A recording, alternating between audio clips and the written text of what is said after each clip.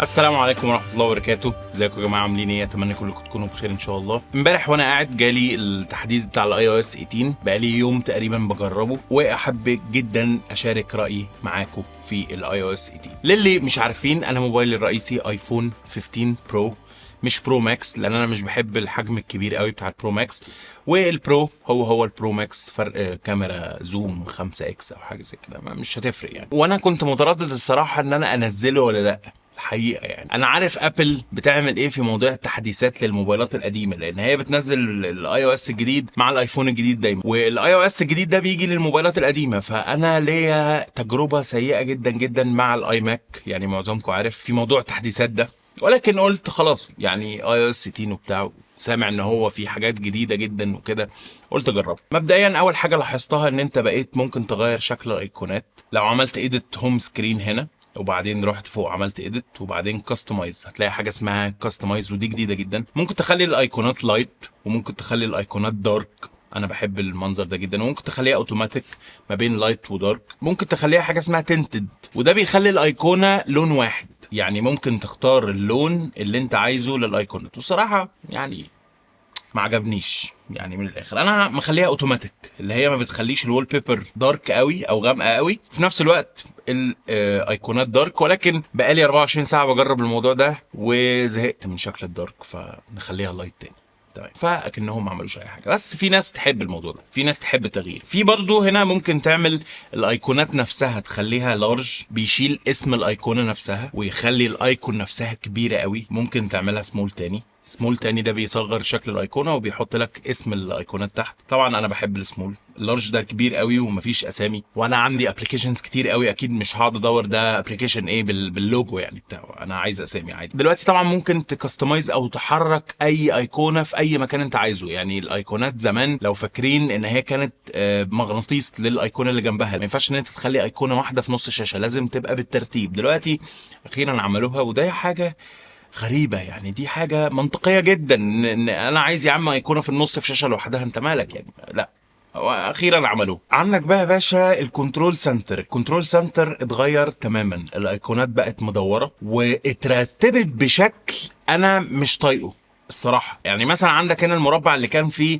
الاير بلان مود والواي فاي والبلوتوث والداتا، كانوا هم مع بعض في مربع كده. دلوقتي حطوا لك جوه المربع ايقونات صغيره، ولما تفتح المربع ده تلاقي قايمه كده غبيه، انا ما اعرفش ايه ده. يعني انا مثلا بعوز اقفل البلوتوث على طول وانا سايق العربيه، بعوز ساعات اقفل البلوتوث لان الكاسيت بتاع العربيه بتاعي المايك بتاعه ضعيف جدا، فانا ما بتكلمش منه، انا بتكلم في التليفون. فعلى طول وانا سايق بروح قافل البلوتوث وارادد على التليفون. تمام، قعدت ادور فين البلوتوث يا عم، مفيش. وانا سايق مفيش بلوتوث، لازم تدخل هنا وبعدين تجيب البلوتوث من تحت. ولكن لحسن الحظ الحمد لله ان هم عاملين لك هنا علامه بلس على الشمال، لو دوست عليها هتتحكم في كل حاجه انت بتحطها في الكنترول سنتر. يعني لو عملت اد كنترول هتلاقي هنا اوبشنز كتيره جدا جدا تضيفها، ومنها هنا السيلولر داتا والبلوتوث اللي انا اصلا كان عندي عليهم مشكله، فحطيتهم لوحدهم في ايقونات مختلفه تحت. يعني حطيت هنا الداتا وحطيت البلوتوث لوحدهم، وبقى الواي فاي فوق والاير دروب فوق. فبالنسبه لي قائمه الكونكشن دي اللي هي الداتا بقى والواي فاي والكلام ده ملهاش اي لازمه خالص،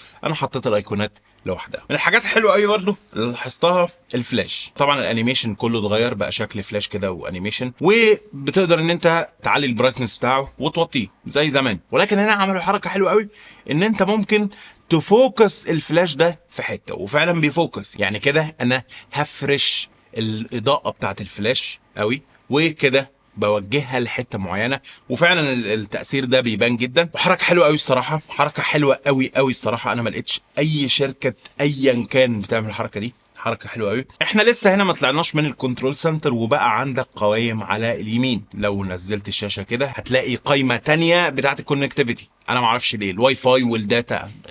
يا جماعه الموضوع ابسط من كده، وانتوا كنتوا عاملينه بطريقه ابسط بكتير قوي قوي من المنظر ده. كان في قائمه في النص فيها الميوزك او المزيكا اللي انت مشغلها، تشوفها في القائمه دي، ولكن ملهاش اي لازمه خالص في العالم، انا شلتها. وفي عندك المربع بتاع المزيكا العادي اللي احنا متعودين عليه، تعمل بلاي وستوب كل حاجه وتشوف كل حاجه منها. فانت مش محتاج قائمه زياده، زي ما انت برضو مش محتاج قائمه للداتا وللواي فاي وبتاع، ما انت عندك قائمه فوق. يعني انت عامل لي قائمه فوق، وانا كمان ضفت الايقونات بتاعتي اللي انا قلت لكم عليها. ف مش عارف. اللي تعب اعصابي بجد بجد بقى هو ابلكيشن الفوتوز. ابلكيشن الفوتو اول ما تدخل عليه تلاقيه متلخبط بطريقه مش منطقيه، وهم في الاعلان على الاي او اس 18 قال لك ده انوفيشن واختراع واول نيو ديزاين فوتو مش عارف ايه. برنامج الفوتوز او الصور متلخبط لخبطه مش طبيعيه، وقعدت يوم احاول ان انا ارتبه وادخل على السيتنجز وادخل على بتاع ما بيترتبش، في حاجات ميمورايزد ما اعرفش ايه، واقتراحات لوول بيبر. يا عم انت مالك، انت مالك يا عم اقتراحات لوول بيبر ولا انت مالك يا عم؟ انا لو عايز حاجه وول بيبر بحطها وول بيبر، انت مالك؟ واي كلاود ايه وشيرد داتا وشيرد البومز، يا عم انت بتعمل ايه؟ انا عايز يا باشا ادخل على برنامج الصور يجيب لي صوري عادي جدا، او الترتيب اللي انت كنت عامله لي قبل كده. لحسن الحظ برضو احنا هنا في عصر الكاستمايزيشن والتعديل بتاع ابل، تمام؟ لما تنزل لاخر الابلكيشن بتاع الفوتوز هتلاقي هنا كاستمايز اند ري اوردر. الحمد لله. بص بقى كميه الحاجات اللي انا شايلها.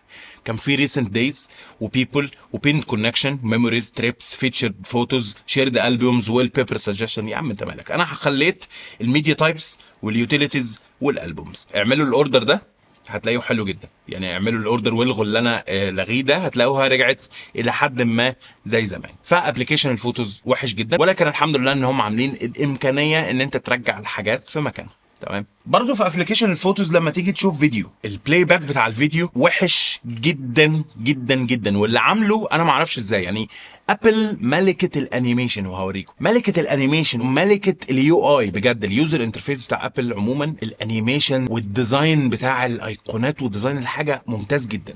ايه اللي انت عامله لي ده في الفيديوهات؟ السيك دلوقتي ان انت ترجع الفيديو وتقدمه بقى من خلال الخط اللي بيظهر ده، والفيديو بيصغر، الفيديو ده بيصغر والخط ده بيبان.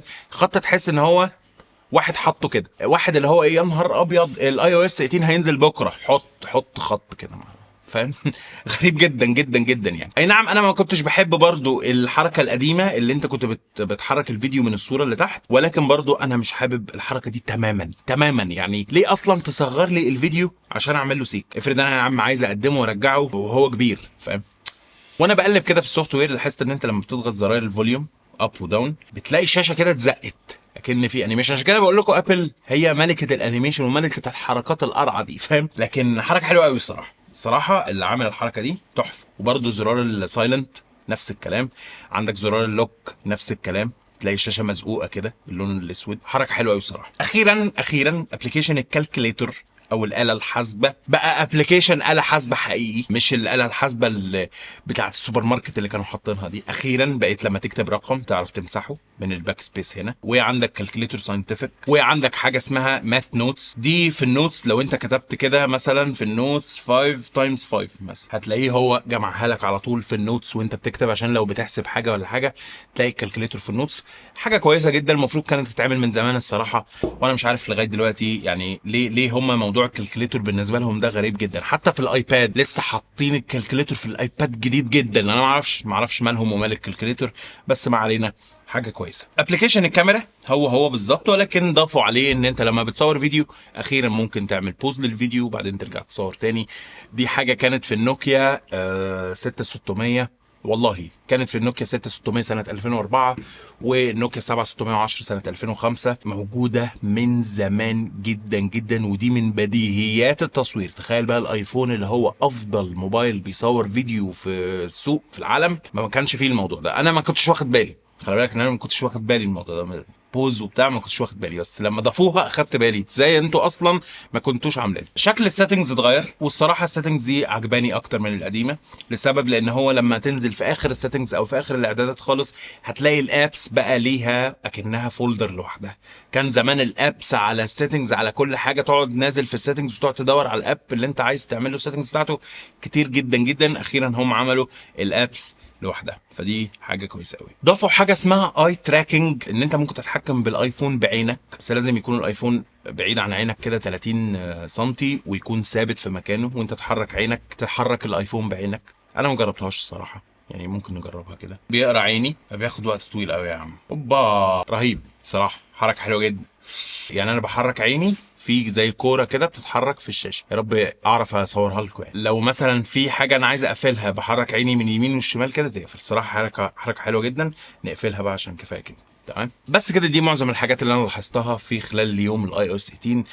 يمكن يكون في حاجات تانية انا ما اعرفهاش، ولكن هي دي الفيتشرز اللي لاحظتها من خلال استخدامي في خلال اليوم ده، وهو ده استخدامي للموبايل. لو عملوا حاجه جديده او حطوا حاجه جديده ما انا ما خدتش بالي منها يبقى هي ملهاش لازمه. معظم التحديثات هي تحديثات كبيره جدا بالنسبه للاي او اس، مش بالنسبه لاي شركه تانية، لان الكلام ده موجود في الاندرويد من 15 سنه وموجود في نوكيا زي ما احنا قلنا. ولكن بالنسبه للاي او اس دي حاجه كويسه جدا، ودي المفروض ان هو تطور كبير جدا. انا شايفه ان هو عادي، وانا برضو شايف ان هو تغيير في حاجات كانت حلوه جدا بعدين عملوها بشكل غريب كده، زي الكنترول سنتر مش عاجبني خالص، وزي برضو ابلكيشنز الصور مش عاجباني خالص. ولكن تمام قشطه يعني. هنشوف بقى اداء البطاريه بقى والاداء بتاع الموبايل هيحصل فيه ايه عشان يخلوك تشتري الايفون 16. طبعا دي حاجه مش جديده يعني. بس كده ما تنساش اهم حاجه ان انت تعمل لايك للفيديو، وما تنساش تعمل سبسكرايب للقناه عشان تتابع كل جديد انا بقدمه. كان معكم محمد سامي، اشوفكم في فيديو جديد ان شاء الله. السلام عليكم.